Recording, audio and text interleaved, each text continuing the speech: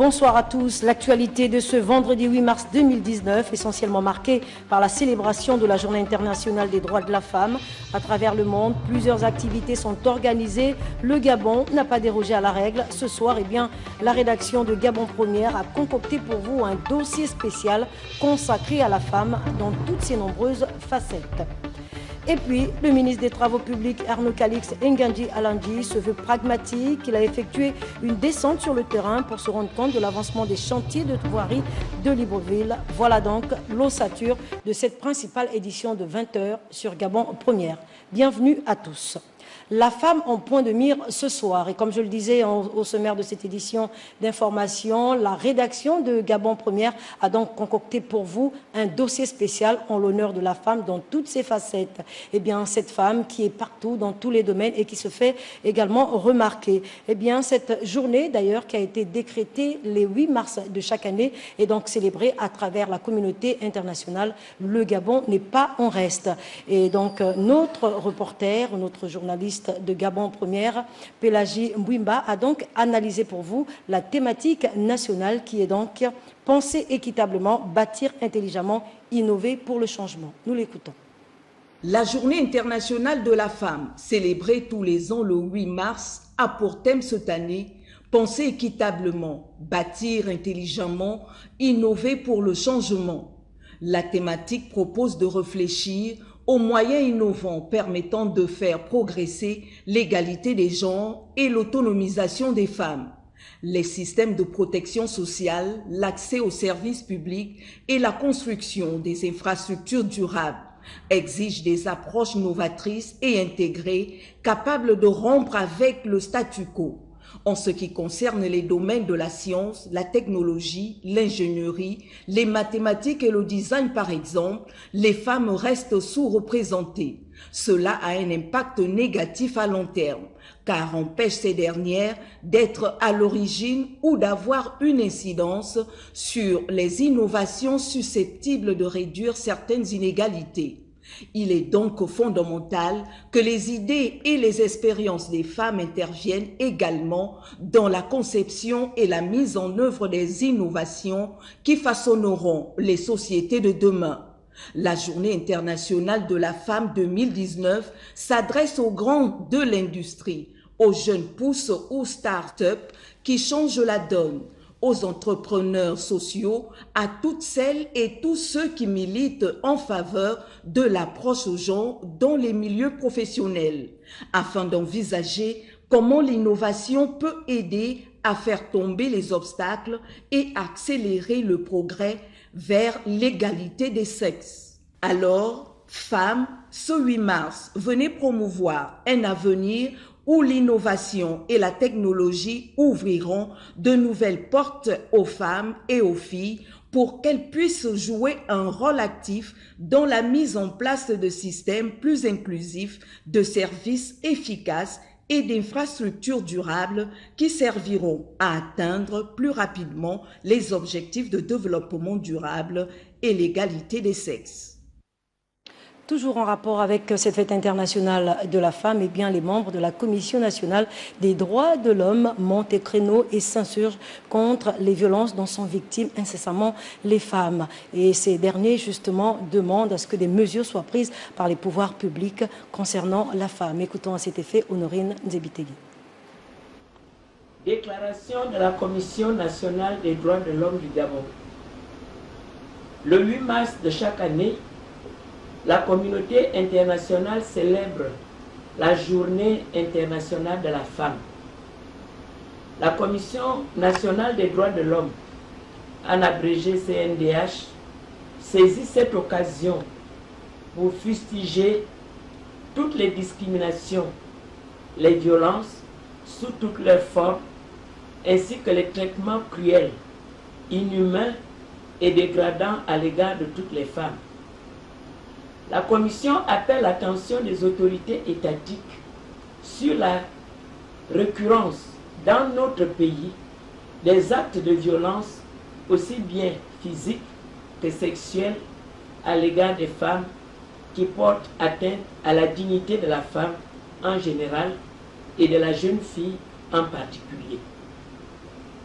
Les toutes dernières sessions criminelles qui se sont tenues à Franceville, Port-Gentil, Oyem et Mouila nous ont encore permis de constater avec quelle cruauté et quelle légèreté à la fois les violences sexuelles par ascendant se commettent et fissurent davantage notre vivre ensemble, remettant au goût du jour l'ancienne question de la perte de nos valeurs les plus fondamentales qui faisaient la fierté de notre pays. En politique également, la femme gabonaise n'est pas en reste. Elle s'est frayée un tout petit bout de chemin dans la sphère politique et aujourd'hui, elle occupe de hautes fonctions dans le milieu politique. Un exemple, eh bien, parmi tant d'autres femmes, Angélique Ngoma, que nous citerons. Celle-ci a donc frayé son chemin dans le monde politique et elle est aujourd'hui vouée à la cause féminine. Nos reporters Armel Baoulé et Amédée Ndungu l'ont rencontrée. Elle revient sur sa réussite politique. Je suis Angélique Ngoma, née un 9 mars 1964 à Libreville, d'une mère femme au foyer et d'un père conducteur de travaux.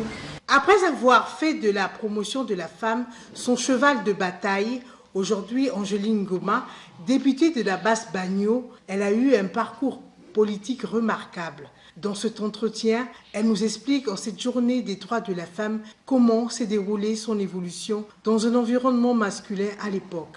Je ne sais pas si c'est mon destin, mais c'est certainement, puisque je siégé pendant plusieurs années au gouvernement en apportant ma modeste contribution à la construction de ce pays dans le secteur qui m'était dévolu. Il faut dire que c'est depuis la jeunesse et le premier à avoir écouté mon discours, c'était mon père, et encadré par les responsables politiques, et il faut dire que soutenu en cela par sa famille et aussi par ma volonté, ma détermination à vouloir faire de la politique, parce qu'il faut d'abord vouloir, quelles que soient les conditions qui s'y mettent, et à côté de votre volonté, il y a bien évidemment la main que l'on vous tend, et cette main a été tendue par le président fondateur du Parti démocratique gabonais, qui malgré ma jeunesse a voulu faire de moi directeur adjoint du Centre national des œuvres universitaires, chef d'établissement alors que j'avais à peine 25 ans. Donc vous voyez, c'est déjà une marque de confiance que l'on me témoignait et s'en est suivi les différentes responsabilités politiques que j'ai pu assumer. Par ses multiples portefeuilles ministériels qu'elle a eu à occuper dans le gouvernement, elle s'est toujours battue pour l'amélioration des conditions de la femme et de la jeune fille. Nous disons que cette femme qui donne la vie, qui nourrit la vie et qui encadre la vie, mérite un peu plus de considération.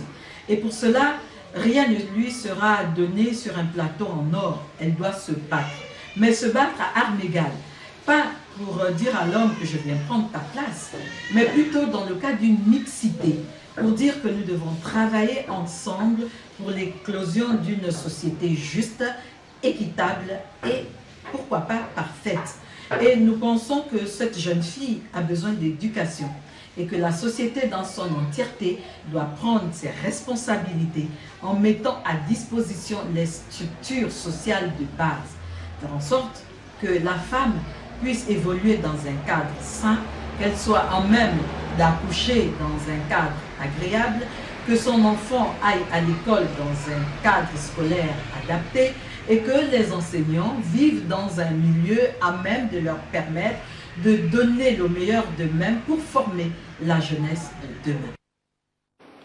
Voilà, toujours dans cette rubrique, eh bien, les femmes de divers secteurs ont également saisi cette opportunité de la fête internationale des droits de femmes pour organiser plusieurs activités afin de se faire entendre le cas des femmes regroupées au sein de l'association des sages-femmes du Gabon. Elles ont donc initié plusieurs activités à la place de fête de Bikélé. C'était en présence de notre reporter Marie-Josée Ndombi. La célébration de la Journée internationale de la femme à travers la planète a toujours été l'occasion de rendre un hommage appuyé à cette dernière dans son rôle multidimensionnel. C'est dans ce cadre que l'Association nationale des sages-femmes du Gabon a organisé des séances de sensibilisation sur les grossesses précoces, la planification familiale et les dangers d'une grossesse mal suivie. Les dangers sont multiples. Nous avons des maladies comme, je prends l'exemple de la syphilis.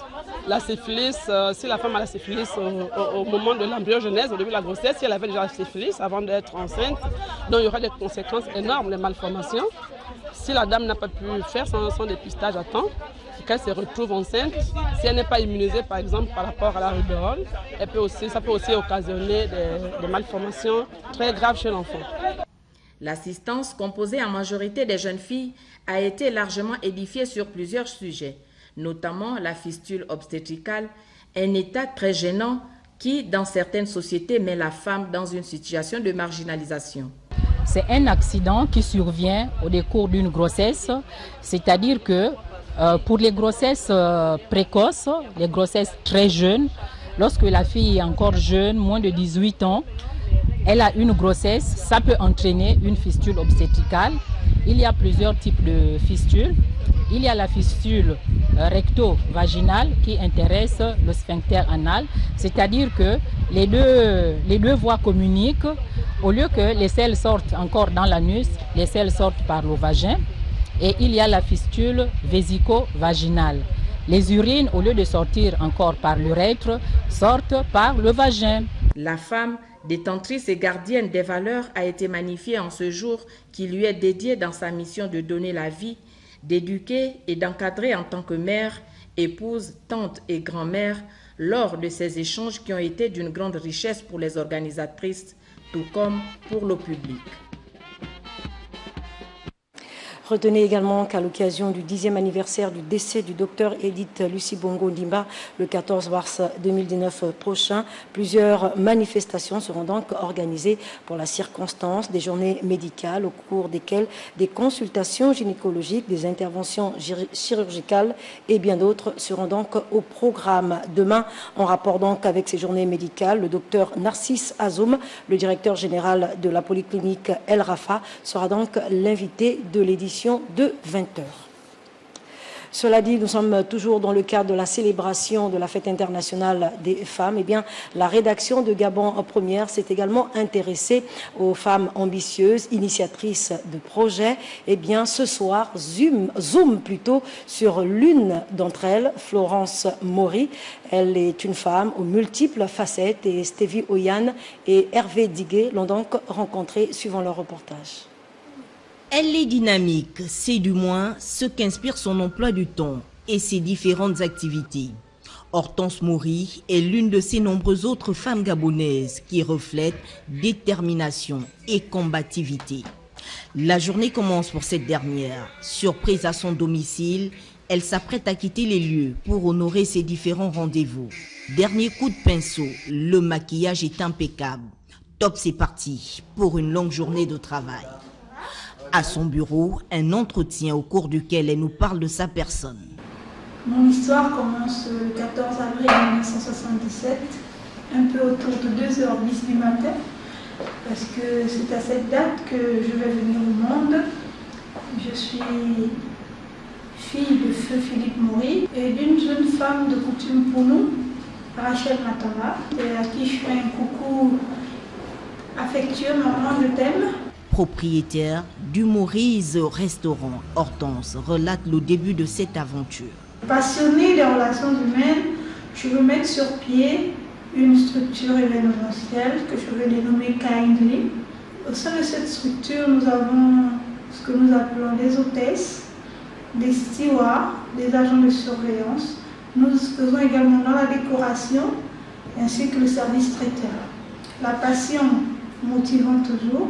Je vais mettre sur pied une enseigne dans la restauration et c'est le restaurant Le Maurice. C'est un restaurant qui offre la particularité de ne faire que dans la spécialité culinaire gabonaise. La réussite de tout projet dépend de l'énergie que l'on y consacre. La Gabonaise ambitieuse exhorte d'autres Gabonaises à s'armer de courage en mettant en relief leur génie créatif. Combien de femmes gabonaises apprennent qu'il y a un événement qui va rassembler 15 000 personnes, ou même 2 000 personnes, ou 300 personnes.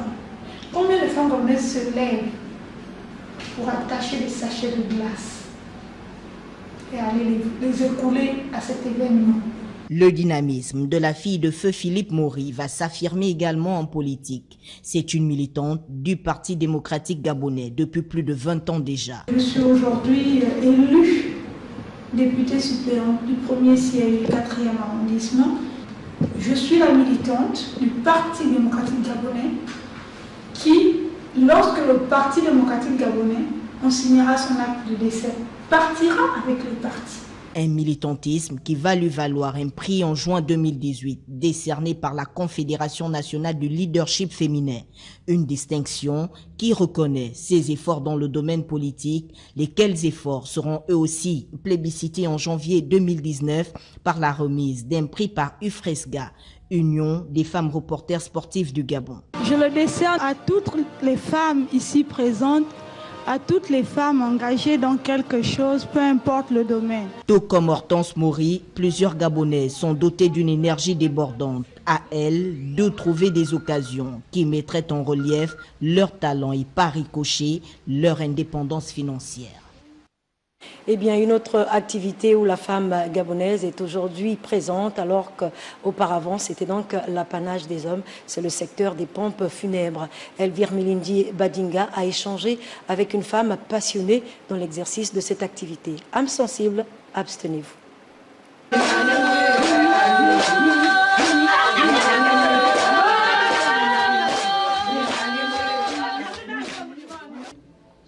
La mort. Ce sphinx insaisissable, entouré de mystères jamais élucidés depuis la nuit des temps, a souvent frappé aux portes des humains au moment même où on ne l'attend pas. Le Décusus, en tournant le dos à tous, sans tenir compte des sentiments que chacun avait pour lui, inspire dans la plupart du temps la peur. C'est pourquoi dans nos us et coutumes, le dernier bain a toujours été l'affaire des hommes, un signe indien que Madame Gertrude Biké-Dingema a vaincu. Mon travail consiste à l'embaumement du corps, donc à la conservation, la bonne conservation du corps. Chez nous, au niveau de Gabosek, nous ne congelons pas les corps. C'est juste une maintenance. Parce qu'à n'importe quel moment, le parent est libre de dire, bon, moi je viens tout de suite prendre mon par laver, vaut mieux le laver à la fin. Parce qu'il y a plus souvent, il y a les fibres de coton. Donc une fois on prend l'artère par le côté droit. Après prendre l'artère, tu introduis le formol, tu le bourres avec du coton et dans la gorge. Quand la personne est pleine, on n'a pas besoin de toucher les joues. S'il faut mettre du coton au niveau des joues, c'est quand la personne a trop maigri, pour essayer de ramener le visage. Manipuler les corps inertes à longueur de journée est une passion pour cette mère de famille et femme au foyer qui fait fi du qu'en dira-t-on. Mon mari m'a connu, j'étais déjà dans mon service. La femme est le début de l'homme, parce que c'est la femme qui garde le bébé dans le ventre. Quand mon enfant vient au monde, je donne le bain. Et pourquoi pas quand c'est mon gros bébé qui a grandi, et qui a vieilli, part et puis je ne peux pas le baigner. C'est pas normal. La thanatopraxie, qui est l'ensemble des moyens mis en œuvre pour la conservation des corps avant leur inhumation, demeure un métier pas comme les autres, mais à partir duquel Madame Diquier tire son épingle du jeu. J'ai commencé sur le corps de ma défunte tante, qui fait la grande sœur aînée de mon père. La deuxième fois, c'est quand j'ai perdu mon grand frère, qui est mort par accident. Je l'ai changé de père couché par une voiture, ramené à Kasselga. J'ai assisté encore au traitement, j'ai vu comment ça se passe, j'ai dit non, moi je vais faire ça. La frayeur est désormais ce que l'on éprouve pour la fiancée, l'époux et même l'enfant. Mais mon Dieu, avec tout ce qu'il y a comme femme, pourquoi celle-là, tu n'as pas vu le travail qu'elle fait? Elle a dit non, j'aime ma femme. Moi-même je suis mécanicien de surface. J'aime ma femme m'a aimé en tant que mécanicien. Moi aussi je l'accepte en tant que thanatopraxien. On s'aime, c'est un travail comme tout autre. Okay. On l'a même fois traité souvent de sorcier. On a dit non. Si ta femme est comme ça, elle est sorcière, parce que toi aussi tu es un sorcier, j'accepte. Activité très lucrative mais peu rémunérée sous les tropiques, la thanatopraxie pour les générations féminines futures demeure un métier qui nécessite beaucoup de courage, certes, mais moins d'enthousiasme. Voilà, toujours en rapport avec cette journée internationale des droits de la femme, eh bien, nos reporters Betty Andembe et Richard Moubiwa se sont également intéressés sur le déroulement, voire encore le parcours de la fondation Sylvia Bongo Ondimba qui œuvre aujourd'hui en faveur de la femme, et cela depuis sa création en 2011, suivant leur reportage. Le 8 mars de chaque année, les femmes sont à l'honneur. À la Fondation Sylvia Bongo Ondimba pour la famille, la première dame s'engage à promouvoir les femmes dans plusieurs secteurs d'activité. Étant le socle de la famille, la femme bénéficie d'un traitement particulier venant de la Fondation. Elle est soutenue dans le respect de ses droits et pour son indépendance économique. Des actions qui cadrent avec le thème de la journée des droits de la femme, penser équitablement, bâtir intelligemment et innover pour le changement. Pour ce qui est des femmes, l'engagement de Madame la Première Dame date d'avant la création de sa fondation. Elle a notamment œuvré en faveur des veuves avec un plaidoyer actif au niveau des Nations Unies qui a permis de créer la célébration de la Journée internationale des veuves tous les 23 juin. Au-delà de cette journée internationale, il y avait aussi eu la création du Sambandja. Ce qu'il faut savoir à l'époque, c'était qu'une femme sur deux à peu près était victime de spoliation. Sur les cas notamment d'héritage. Donc avec ce centre Banja, elle a permis d'accompagner les personnes, d'avoir une oreille attentive déjà pour ces femmes et aussi de leur divulguer des conseils notamment juridiques. L'autre chose, c'est que Madame la Première Dame avait mis en place ce qu'on appelait les microfinancements Akassi, qui répondaient à une problématique importante qui était celle de l'autonomisation des femmes. Avec ces microfinancements, on permettait à des femmes de se lancer dans l'entrepreneuriat, d'acquérir une indépendance financière et ainsi de mener des projets qui leur permettaient d'améliorer leur quotidien. À l'occasion de la Journée internationale de lutte contre le cancer, la Fondation Sylvia Bongo Ondimba pour la famille a initié une campagne annuelle appelée Octobre Rose. Lancée le 2 octobre 2014 avec pour slogan « Les cancers féminins, parlez-en aux femmes que vous aimez ». Octobre Rose, c'est un mois durant lequel la sensibilisation et les dépistages, notamment auprès des femmes, pour que celles-ci puissent aller se faire dépister contre le cancer du col de l'utérus ou contre le cancer du sein. Depuis le lancement du programme Agir contre le cancer, on a pu dépister un peu plus de 50 000 femmes. On a pu sensibiliser environ 320 000 personnes. Donc c'est vrai qu'on est très heureux aujourd'hui, on se félicite de la multiplication des acteurs dans cette problématique importante, parce que ça veut dire que les gens se sont vraiment appropriés la lutte contre le cancer. En 2016, la maison d'Alice ouvre ses portes pour loger gratuitement les malades du cancer venus de l'intérieur du pays. La maison d'Alice, c'est ce qu'on appelle une maison de vie.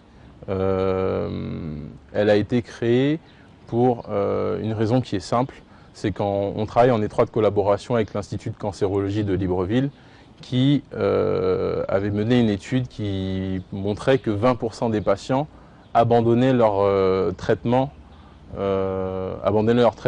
du fait d'une impossibilité d'être logés, par exemple. Ce qu'il faut savoir, c'est que ces personnes sont fragilisées déjà physiquement par la maladie, mais très souvent financièrement aussi.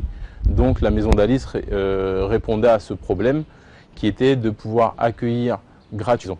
La Fondation apporte également son soutien aux personnes fragilisées et leur facilite l'accès aux soins de santé.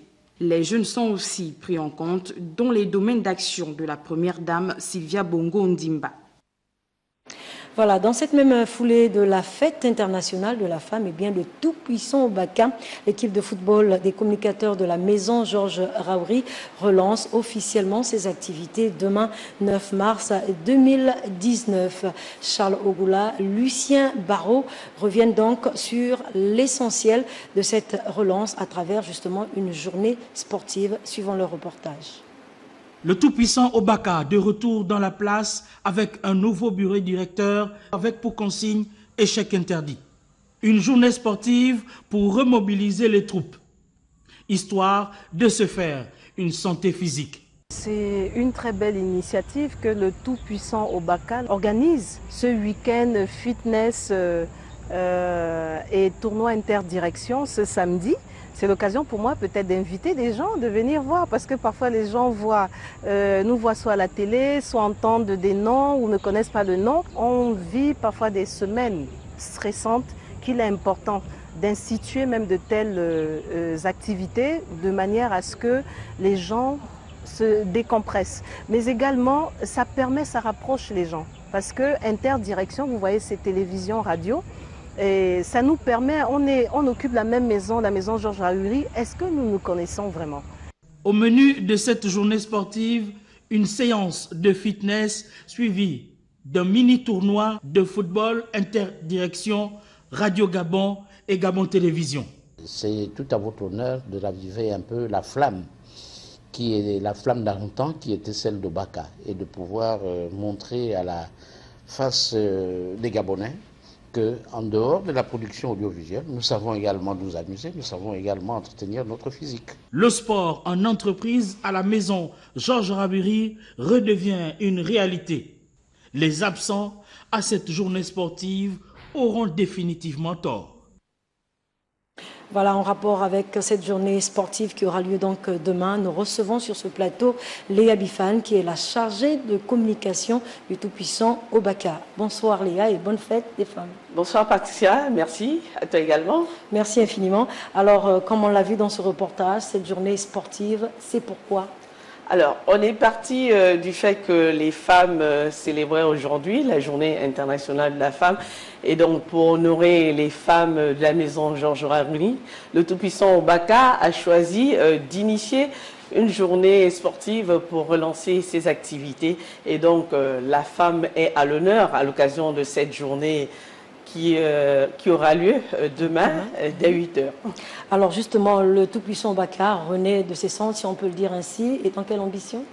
L'ambition est de fédérer les agents du complexe Georges Rahuri autour d'un idéal qui est le sport, parce que, comme le disait le DGA dans l'élément, on travaille ensemble, on vit des stress au quotidien. Alors, avec le sport, on peut se retrouver, faire connaissance avec nos collègues de la radio qu'on ne connaît pas vraiment. Donc, autour du sport, le tout-puissant Obaka compte fédérer toutes les énergies de la maison Georges Rahuri. Comme quoi le sport unit les peuples. Alors, qu'est-ce qui est prévu pour demain? Alors, demain, dès 8h, nous allons démarrer la journée avec le fitness. Dès 8h, mesdames, messieurs, soyez là dès 8h pile pour commencer avec la séance de fitness. En deuxième heure, donc autour de 9h30, on va lancer le tournoi interdirection. Donc, tous les agents de la maison Georges Rahuri sont conviés à prendre une part active à cet événement et soyez munis de vos équipements, surtout les dames. N'oubliez pas vos serviettes, votre tenue de sport. Demain, dès 8h30, on vous attend à la maison Georges Rahuri. Hormis cette journée de demain, est-ce que d'autres activités sont prévues par rapport à la relance des activités de tout-puissant Obaka? Juste après cette journée, le week-end prochain, le tout-puissant Obaka aura sa première sortie. Donc, l'équipe de football va affronter l'équipe de Ndimba Corpo pour la première sortie officielle du tout-puissant Obaka. Merci infiniment Léa Bifane pour toutes ces informations. Alors, comme vous l'avez entendu, toutes les femmes sont donc appelées demain à cette grande journée sportive du tout-puissant Obaka qui relance donc ses activités. Merci encore et à bientôt. La suite de cette édition d'information, justement, le porte-parole du gouvernement de la République, Nanette Longa-Makinda, monte au créneau et s'insurge contre certains leaders politiques, mais également des membres des associations qui, aujourd'hui, incitent les populations à la désobéissance civile et à la rébellion. Nous l'écoutons. Depuis quelques jours, le gouvernement de la République constate, pour le déplorer, que certains de nos compatriotes, leaders de partis politiques, responsables syndicaux, membres de la société civile, s'illustrent par des actes et des propos désobligeants à l'égard des personnalités politiques, tout en appelant à la désobéissance et à la rébellion contre les institutions régulièrement établies. Le gouvernement, tout en garantissant à tous l'exercice des libertés fondamentales reconnues par la Constitution, tient cependant a rappelé que ces acquis de la démocratie sont encadrés par des règles constitutionnelles, législatives et réglementaires, notamment celles contenues dans la loi sur les réunions et les manifestations publiques. Le gouvernement rappelle par ailleurs que les lieux de culte, les marchés et les hôpitaux sont des lieux dédiés à des activités précises, que sont la pratique de la religion, l'exercice d'une activité économique et la prise en charge des malades. De ce fait, ces lieux ne sauraient se transformer en tribunes pour les acteurs politiques. Aussi, tient-il à mettre fermement en garde les auteurs de ces actes qui sont de nature à troubler l'ordre public et la paix sociale, et à les informer de ce que toute nouvelle dérive de cette nature exposeront leurs auteurs aux poursuites judiciaires prévues en la matière pour que force reste à la loi. Je vous remercie. À présent, la suite de ce journal avec cette visite des chantiers de voirie de Libreville par le ministre des Travaux publics, Arnaud Calix Nganji Alandji. Il était question pour le membre du gouvernement de se rendre compte de l'avancée des travaux entrepris sur toutes les voiries de Libreville. Le point avec Georges Kambila et Gérard Magnagna. D'une démarche bien résolue, le nouveau patron des travaux publics descend sur le terrain. Arnaud Calix Nganji Alandji rentre en guerre contre les nids de poules et les crevasses à l'origine de l'état de dégradation de la chaussée. Le membre du gouvernement en compagnie des responsables de la NGTI et Colas devant ce constat peu reluisant, rassure les populations. Nous allons avoir deux approches. Une première approche qui est de dire les travaux neufs et autres, nous allons les confier aux sociétés qui ont pignon sur rue, telles que la société Colas, qui nous accompagne sur l'ensemble des voiries que nous avons visitées, mais également, et ça c'est ce que le Premier ministre a annoncé, la remise en place des régies des travaux publics, pour dire que lorsqu'on ne peut pas gagner le match en disant avoir une route bitumée, les travaux publics devraient pouvoir revenir régulièrement pour nous assurer que cette voie soit praticable et en latérite, de façon à ce que, en attendant le chantier définitif, que les populations ne soient pas aussi lourdement impactées par l'état des routes. Partant du camp de police, au bas de Guégué, aux Anguais, en passant par Dragage et le quartier Kilibar-Misolo, le ministre des Travaux publics a indiqué sa volonté de parachever les travaux déjà entamés. Notre rôle aujourd'hui, c'est de nous assurer que, à travers les efforts que nous ferons, d'avoir des projets qui sont initiés, lancés et qui sont bouclés dans les temps et dans les budgets qui sont assignés, d'essayer de ramener un peu de respectabilité à notre ministère. D'autres visites de ce genre pourraient avoir lieu. Et qu'est-ce qui nous dit que ce ne sera pas dans d'autres quartiers dont les piteux états de voirie nécessitent là-bas aussi une cure de jouvence? Autre activité ministérielle, eh bien, celle du ministre d'État en charge des forêts, Guy Bertrand Mapango, qui s'est donc entretenu en première heure avec les syndicalistes du secteur forêt, notamment sur les raisons de l'arrêt de leurs activités. Par la suite, le membre du gouvernement a devisé avec son homologue belge pour la coopération qui existe aujourd'hui entre la Belgique et le Gabon. Le point avec Renandem sur les images de Tanguy Tsaka. Au centre des échanges entre le ministre Guy Bertrand Mapango et les syndicalistes, les questions liées aux activités forestières, notamment l'arrêt de l'exploitation de l'or vert. La raison principale était de venir demander au ministre de réouvrir notre activité qui avait été suspendue par son prédécesseur par rapport à la convention qui liait l'État à la G16, puisqu'il prenait fin le 17 décembre dernier. Alors nous sommes rapprochés du ministre d'État pour qu'il essaye à la limite un peu de faire en sorte que l'activité que nous menons, qu'on la continue. Avec son homologue belge, François-Xavier de Donéa, est le secrétaire exécutif de la Commission des forêts d'Afrique centrale. Les entretiens ont porté d'une part sur les problématiques de la gestion du bassin du Congo, et d'autre part, les préparatifs de la prochaine session de l'institution. Avec le ministre d'État, nous avons tous les deux souligné l'importance d'investir dans le développement des communautés qui habitent la forêt ou qui habitent autour des aires protégées. Le principal danger qui guette les forêts et les aires protégées, c'est la pression démographique de populations pauvres. Il est prévu par le traité que les ministres doivent se retrouver en session ordinaire une fois tous les 2 ans et en session extraordinaire une fois par an quand l'intérêt se manifeste. Je crois que d'ici fin avril, au moins à la première quinzaine du mois d'avril, nous pourrons tenir cette session. L'Union des forestiers du Gabon garde espoir quant à la résolution de leurs préoccupations, alors que la commission de partenariat du bassin du Congo compte 114 membres en son sein. Elle permet de mettre en œuvre une expression et une prise en compte plus efficace des points de vue des différents types de partenaires.